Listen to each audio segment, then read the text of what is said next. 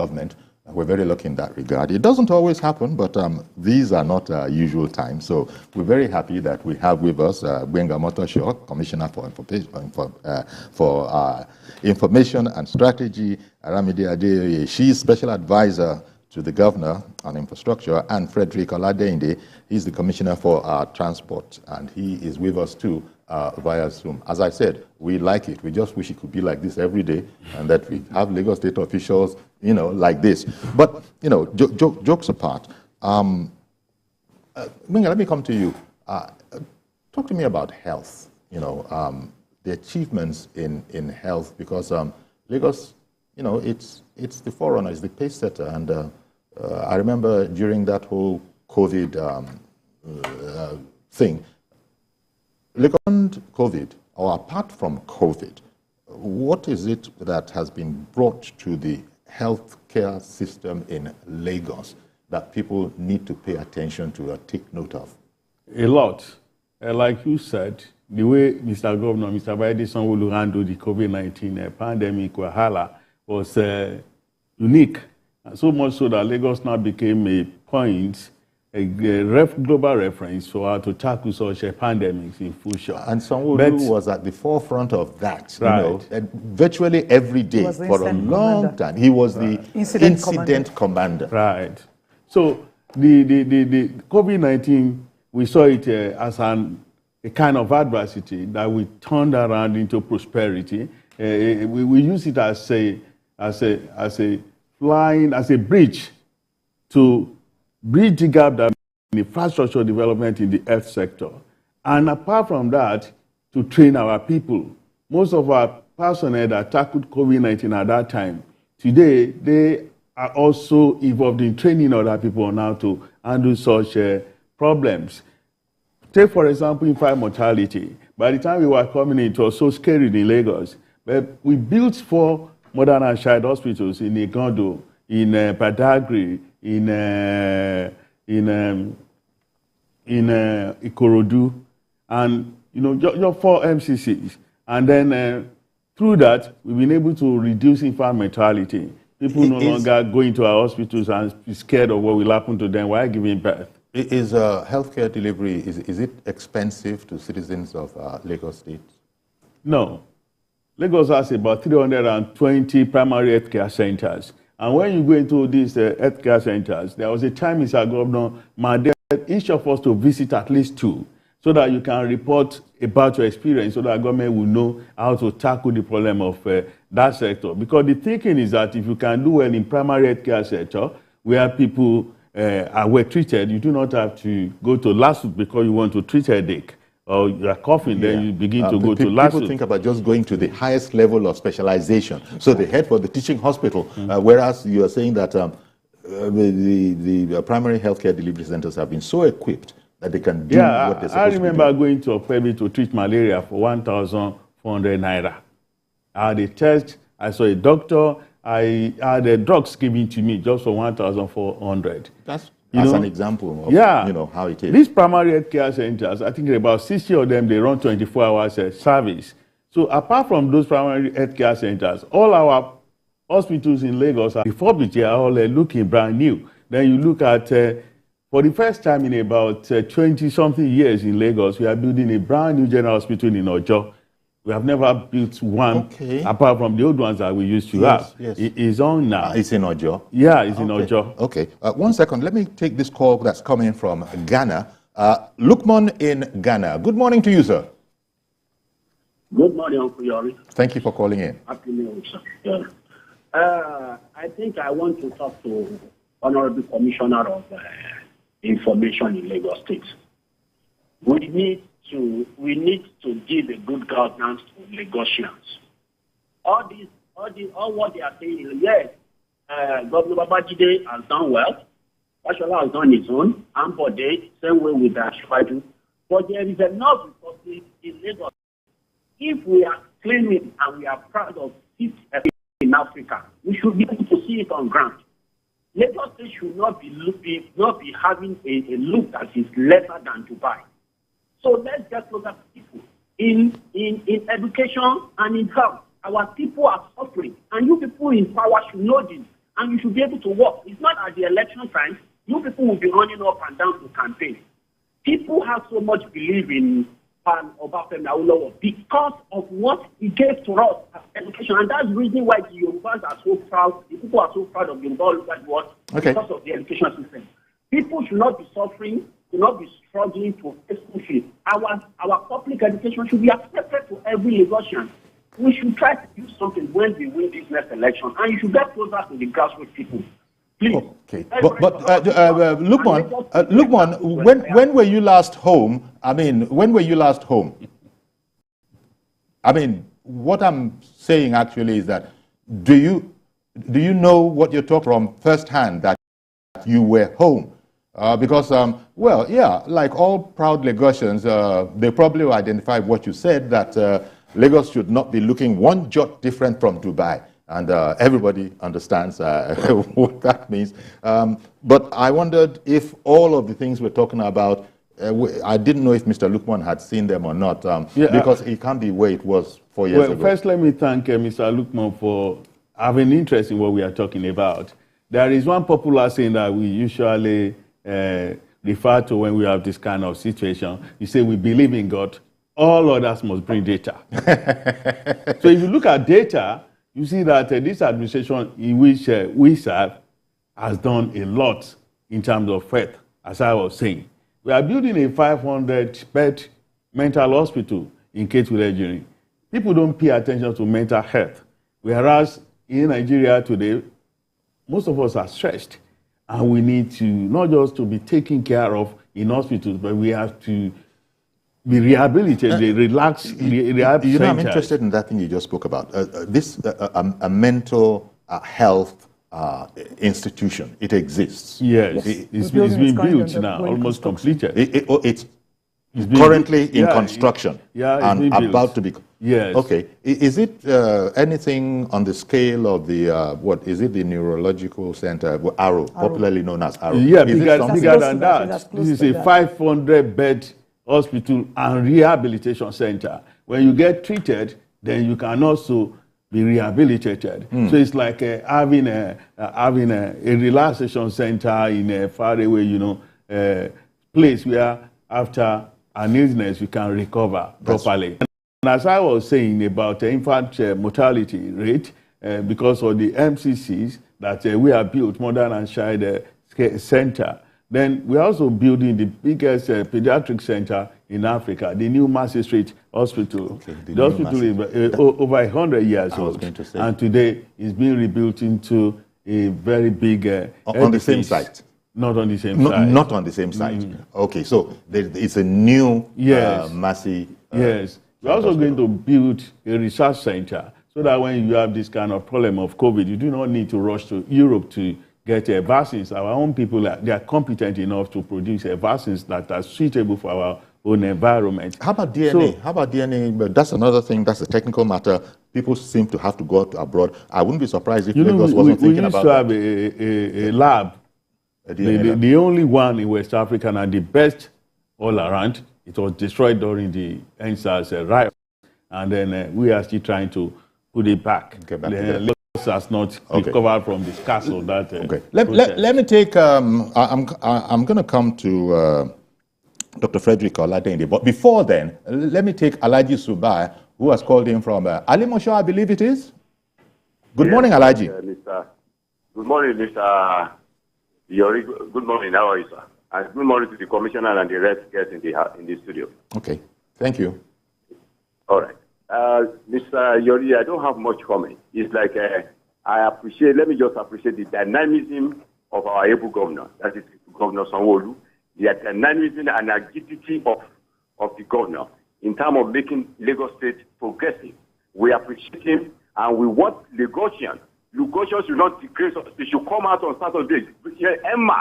You see, we are proud of the governor, and we want the governor to come back for the second time. We appreciate him and we will not neglect him. We'll make him proud. So I appreciate him seriously. I appreciate the dynamism, and I appreciate the agility in making the Lagos State progressive. God bless you all. Thank you very much. Thank you very much, Alhaji Zubaya, for coming on.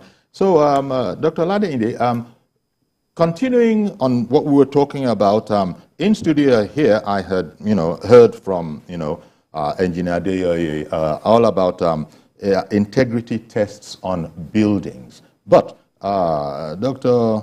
Oladende, this integrity test, I think I heard that it also applies to roads as well. Now you hear about federal roads, state roads. I think there was a Dangote road on, is it the Lagos Papa Expressway? Those roads are concrete. So talk to me about integrity tests on roads, especially.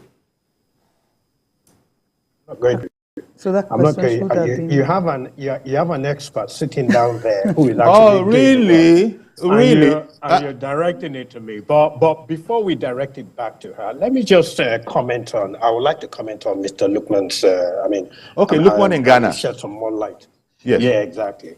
So the governor has invested in over 1,000 schools, and we have over 1,000 projects in education. And what Mr. Lukman does not understand is that the whole of Nigeria look to Lagos for good education. So we have been having a lot of people coming to Lagos, and that's why each time we invest, more people come, and then the benefit is eroded.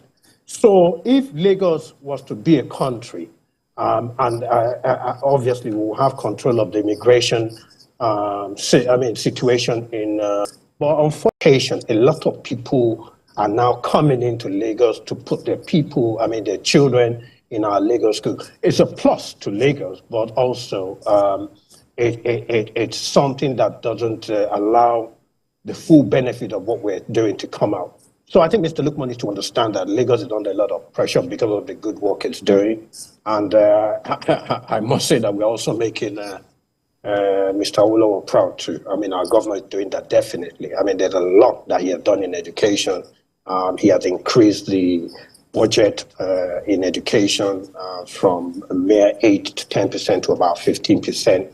And I think Mr. Lukman should come down and then look at what we're doing, and then he will be proud of what the government is doing in education. But in terms of the integrity test, let me yield to my expert so that I don't get caned. Okay. Okay, so thank you. But just as a remark to what he said, Mr. Lukman from Ghana, it might interest him to know that the state government has represented 1,097 schools. The Eco-Excel, the tablets, what the school children are using now, the way they learn, the learning outcomes, we're beginning to see it. Pass rates for WAEC has up from 50% to about 75%. It just doesn't happen. The school teachers, about 18,000 of them, they work with these tablets. You can know exactly where the teachers are at any point in time. That's a lot of investment in education. Wetland in Agege is one of the top schools that you have in Lagos. And the pass rates with those children, you can see it. The Multina Best Teacher Award has gone to Lagos in the last 2 years. The top 3 teachers nationally. That speaks to something. It's a deliberate investment in not just in education, also around the infrastructure for education. But as Dr. So when Mr. Lukman was saying, there's a pressure because people see this from around the country, make a beeline for Lagos. It is what it is. You have to accommodate them, but then it stretches things. Exactly. Infrastructure is stretched in Lagos because the number of quantum of people who come into Lagos without a border post, you don't stop people. They keep coming every day. Indeed, as they should be able to. So Lagos is the victim of its own circumstance. Yeah. So I'll now go to the integrity test. Yes. Like just as it applies for the road, for the buildings, it also applies for the roads. And I want you to talk us for the roads, Lagos, state federal roads. So I will go to that. I want to take you back to 2019 when we came in, where the roads were pothole ridden. And I'll tell you something. Oftentimes people forget, it's like a pain. You forget once it's over, you don't even remember anymore. It was so bad that no major studies to say what exactly the actual loads that are coming on this roadway. If you continue to do these pavements, inflexible pavement, they will not last you. We are not going, way bridges are not there. The articulated trucks are not going on way bridges. In no time, these roads will deteriorate. You design a road to carry a certain minimum required loadings. When you exceed them, cyclically, because they're flexible pavements, in no time they will damage. So we selected roads that needed to be upgraded along that line. Ikorodu Road, from mile 12 back to Lamata office in Odota, and from Odota back to Independence Tunnel was all done in rigid concrete pavement. Okay. So people don't in concrete. Rigid concrete. Just concrete the same concrete everybody knows. That everybody, yeah, but of course with reinforcement. Of course, it's a special grade it's a special grade concrete. So like I said earlier, I said this state government has done something. We have passed in the EXCO, the Executive Council, the standard operating procedures. It tells you how you must do a road, the procedures for building that road, which agencies will give sign-off. The standards have also been upped. So even for semi-rigid pavements in interlocking, as it were, because articulated trucks no longer carry 30 MPa strength, we have already upped them to 45 MPa strength so that they are durable. Even we specify what exactly the features of those stones must be. That's where the integrity test comes in, because you want to be sure that the test of what you're actually putting there will meet the required standard. Indeed. So the federal government also has, there's also now a policy for rigid pavement, so there's a manual.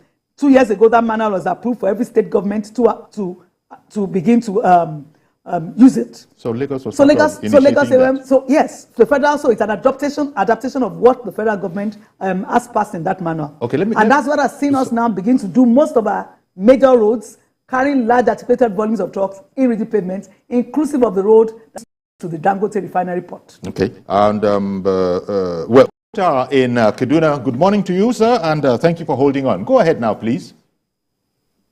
Okay, good afternoon. Good afternoon, sir.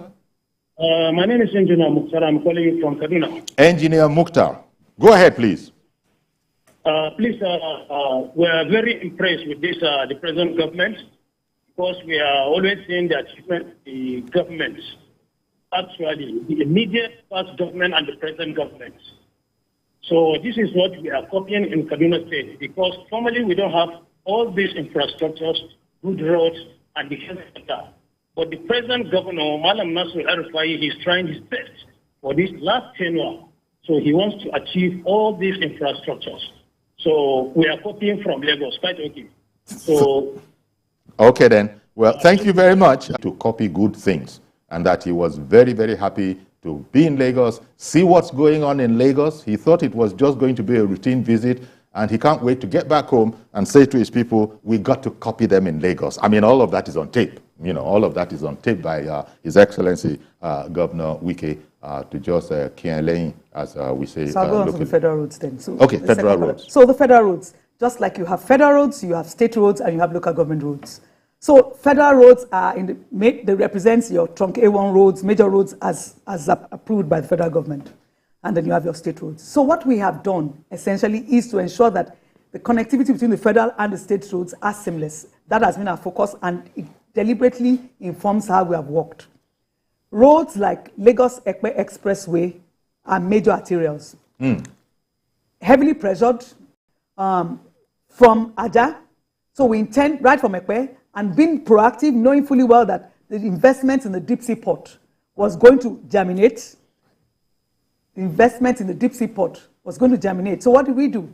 We decided before this construction from the deep sea port is finished, we must essentially finish this road that vehicles coming out from the port will have somewhere to get out of Lagos. Okay. So that informed our going to go and fix the 17-kilometer, 6-lane expressway, dual carriageway expressway on the Lekki-Ekpe Express corridor from Ekpeti Junction back to the Eleko Junction. Okay, and there's also the Apapa situation, the Apapa port situation. But I didn't want to set you going. I didn't want to set you going because somebody is on the phone, and I just wanted, when we come back, if we have the time. In fact, Mr. George in Ikeja is our last caller. Good morning to you, Mr. George.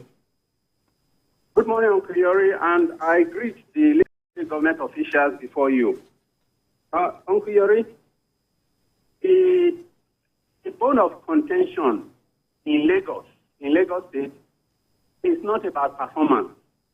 Even the opponents of the government, in their heart of hearts, know that Lagos State government is working and Sanwo-Olu is working very hard.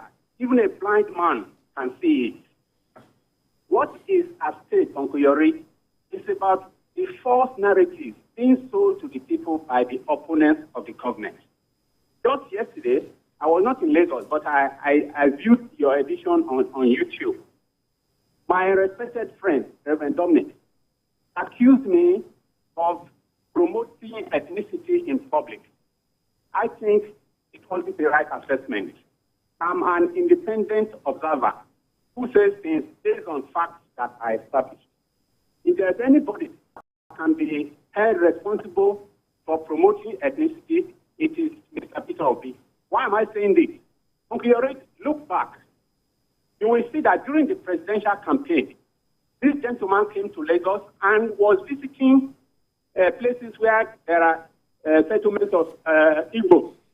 He went to Alaba, he went to Oshodi Solo, he went to Computer Village, he went to Ladipo Market. When he goes to other states, he does the same thing, as if he is contesting to be the president of the Igbos. If anybody is to be accused of ethnicity, I think my respected friend, Reverend Dominic, should accuse Peter Obi. He didn't talk about the promotion of a narrative that Lagos belongs to nobody. Mr. George, the Igbos are promoting. I hear you, Mr. George, and that you have responded, because that is the right that you have. Reverend Dominic did bring it up yesterday, and I'm happy that you have been able to respond, but we've got to leave that there for now, Mr. George. Thank you very much for calling in. It's election season. On Saturday, people will be going out to vote. So we've been speaking about some of the achievements. We've just barely scratched the surface. We need a 5-hour program to be able to scratch the surface, not treat exhaustively, that kind of a thing. The long and short of it, taking it back to Dr. Frederick Oladende for a quick, short kind of a one. It's all about you would expect or you want the people of Lagos to come out and vote for Sanwo-Olu and Hamzat again, right? I'm making that assumption. That's correct. So I mean, what people should look at is the track record of the governor and the candidates that are on the ballot papers. When you look at the track record of Mr. Governor, you can see that he understands the problem, he has a plan, he has a vision, and there's a template that we're all following. Especially when it comes to the transport sector, there is this strategic transport master plan, which has been developed, which the governor is following. The plan articulates the infrastructure that needs to be in place over the next 2 decades. I'm sorry to rush you, Doctor, but there's more coming out of that particular, tube. What you were just speaking about. The same theme: Lagos to come out and vote, right? So I'll say this, and I want Lagosians to look at the bigger picture. Like I said, in 3.5 years, we have completed 89 projects, road projects, 150. Completed 89, 151 ongoing, legacy project going. So many of these projects already in the pipeline. It is good for us to finish it. And it's good for somebody who has started something that you have tested. Talk is cheap. But somebody that you have tested in the person of Mr. Governor and Mr. Deputy Governor, there is no need changing the formula. Okay. I want Lagosians to come out massively and vote for the two of them, as well as all of the APC candidates at the State Assembly. Okay, then. Mr. Omotosho, I don't imagine you're going to be different. You're not going to differ with your colleagues. Lagosians are very intelligent people, highly discerning. Oh, yeah. And I know that they know the worth of Mr. Baride Sanwo-Olu, and they will come out massively to vote for him on Saturday. Because it's like a patient, you're going to see a doctor, you want to have a surgery. You wouldn't allow somebody who's on a housemanship to come and do the surgery. The business for type is the kind of person we need right now. All right. Well, thank you very much, Gbenga Omotosho, Commissioner for Information, Aramide Adeoye, Special Advisor to the Governor on Infrastructure, and Dr. Frederick Oladende, Commissioner for Transport. I thank you all for